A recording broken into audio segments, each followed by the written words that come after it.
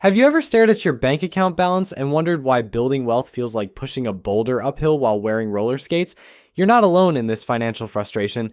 There's actually a mathematical and psychological reason why accumulating your first $100,000 feels impossibly difficult, while the wealthy seem to add money to their accounts effortlessly. What if I told you that once you hit that magical six-figure mark, the next 100,000 becomes dramatically easier to achieve? It sounds too good to be true, but stick around because I'm about to reveal why this phenomenon happens and, more importantly, how you can use this knowledge to accelerate your own wealth building journey. My name is Nick, and today we're diving deep into one of the most counterintuitive aspects of personal finance. By the end of this video, you'll understand exactly why your current financial struggles are temporary and how the game completely changes once you reach certain milestones. Here's what we're going to cover. First, I'll break down the brutal mathematics that make early wealth accumulation so challenging. Then, we'll explore the psychological barriers that keep most people stuck in financial quicksand.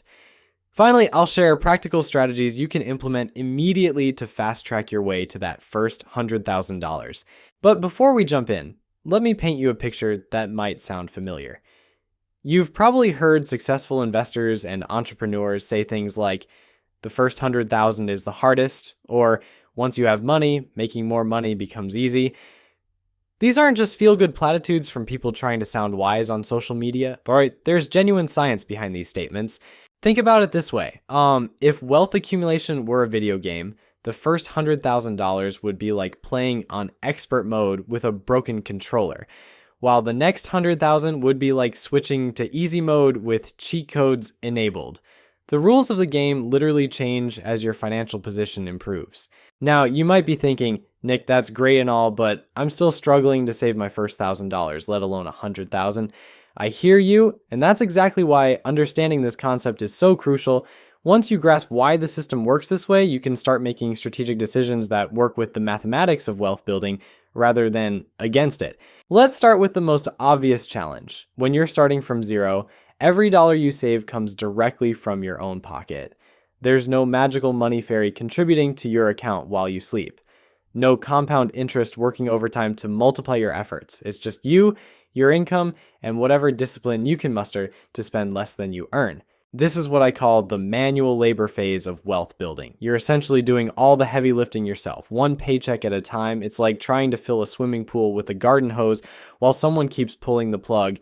Progress feels painfully slow because, mathematically speaking, it is slow.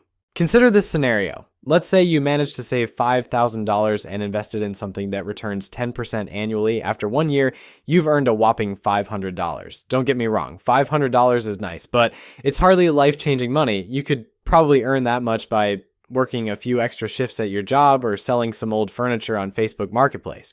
When your returns are measured in hundreds rather than thousands, it's easy to think that investing isn't worth the effort. This is where many people make the critical mistake of giving up too early. They see these small returns and conclude that building wealth through investing is a waste of time.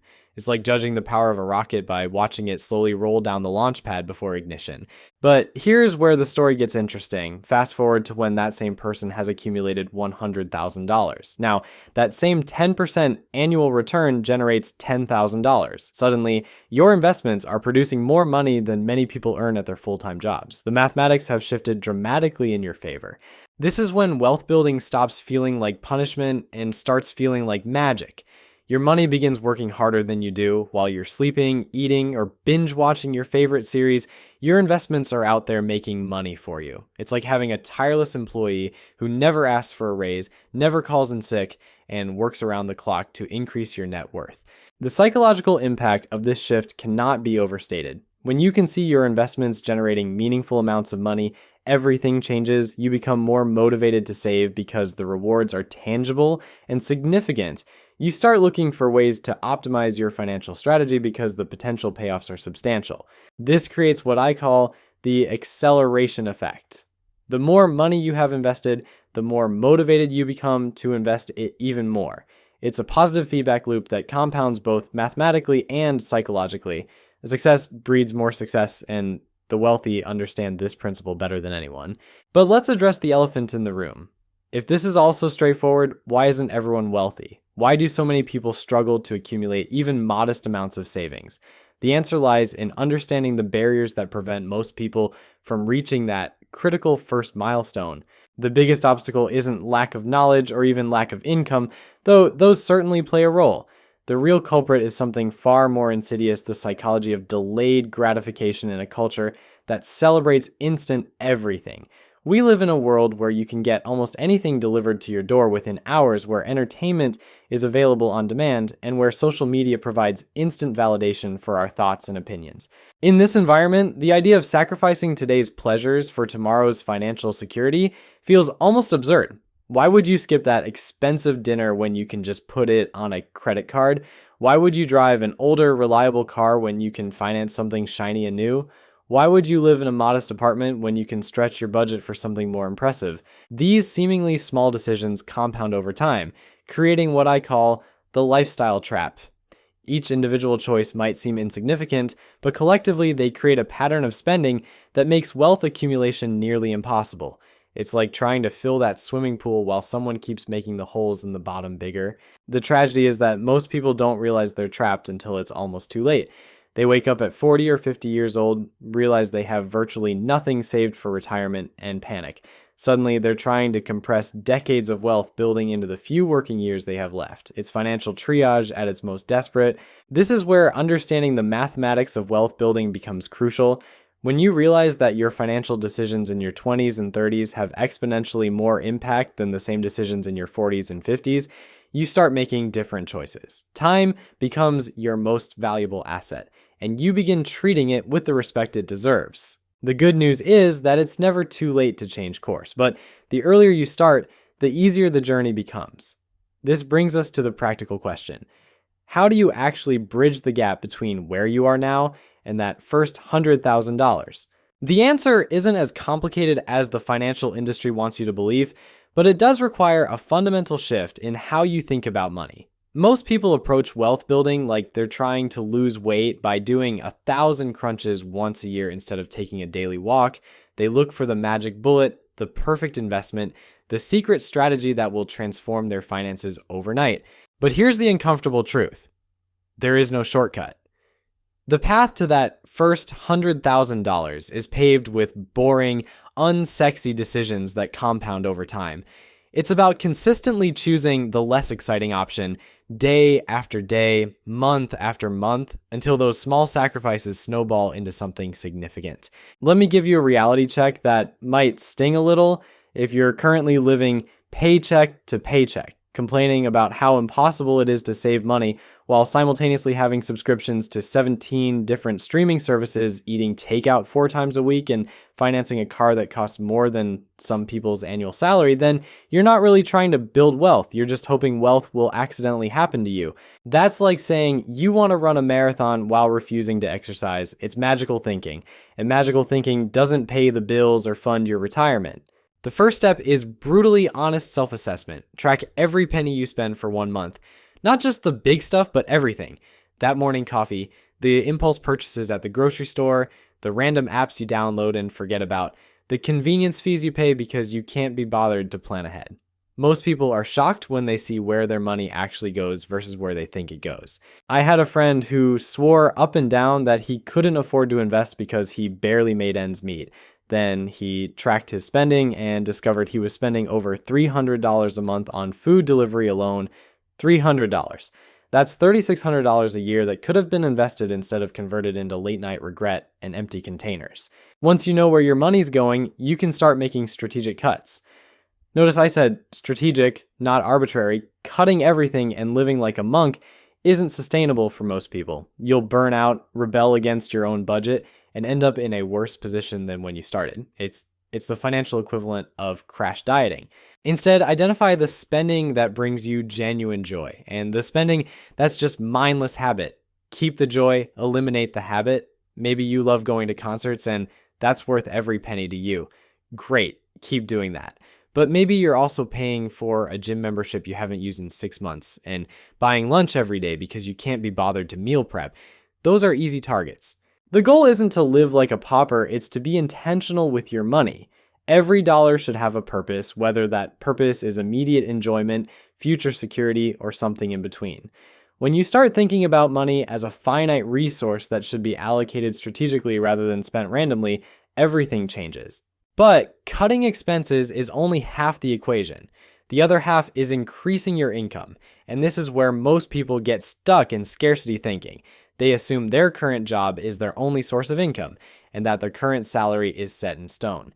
This might have been true 50 years ago, but we live in the most opportunity-rich environment in human history.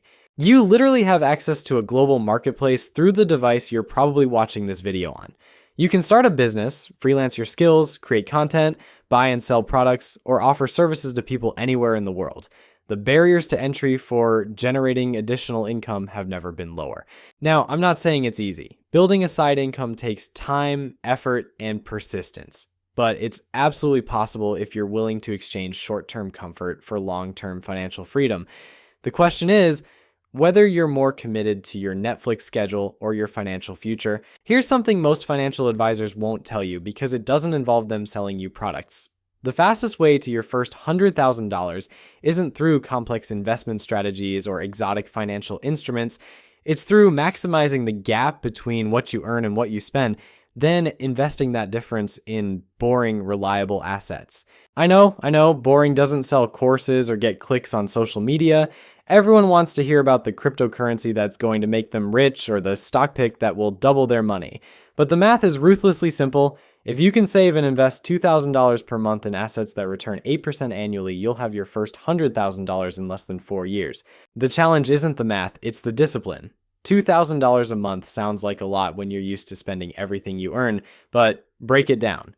That's about $67 a day. For many people, that's less than they spend on coffee, lunch, and random impulse purchases. It's not about earning more money, it's about keeping more of the money you already earn. This is where the rubber meets the road.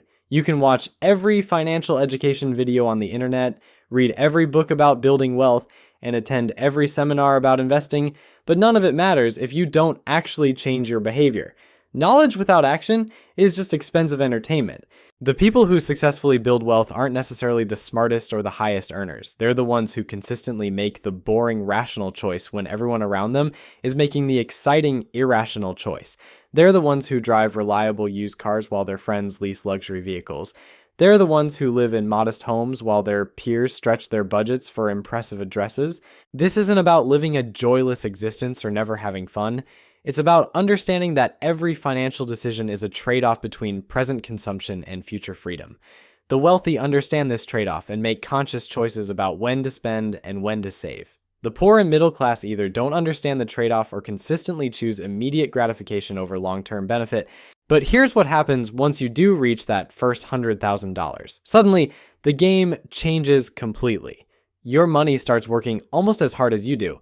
Those boring, reliable investments begin generating returns that actually matter.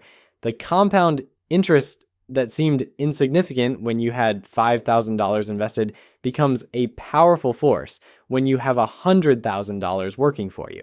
More importantly, you develop what I call wealth momentum. You've proven to yourself that you can accumulate significant money, which gives you confidence to take bigger risks and pursue bigger opportunities. You have a financial cushion that allows you to be more strategic about your career choices, more selective about the projects you take on, and more opportunistic when good investments present themselves.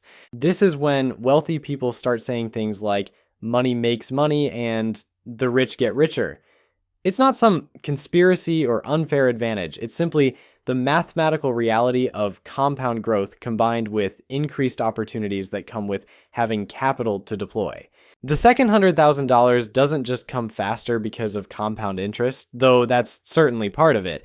It comes faster because you've developed better financial habits, you're more motivated by the visible progress, and you have more options for growing your wealth.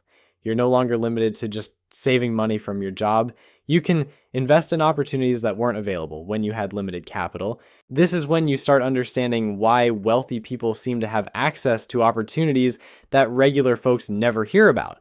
It's not because there's some secret rich person newsletter they all subscribe to. It's because when you have substantial savings, you can actually take advantage of opportunities when they arise. Your broke friend calls you up and says, Hey, I found this amazing duplex that's selling for way below market value, but I need to close in 2 weeks and put down 20%. When you're living paycheck to paycheck, that conversation ends with, sounds great, good luck with that. When you have $100,000 saved, that conversation might end with you owning a cash flowing rental property. Or maybe your company offers stock options that require you to hold them for 5 years before you can sell.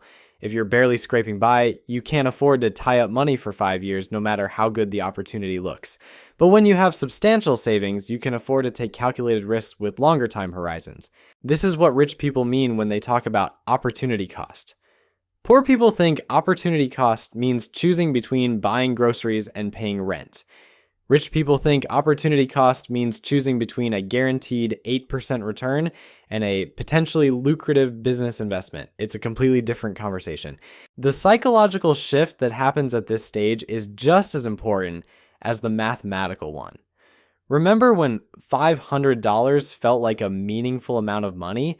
Now, your investments might fluctuate by that much in a single day, and you barely notice. You've developed what investors call risk tolerance, which is just a fancy way of saying you can handle seeing your account balance go up and down without panicking and making stupid decisions.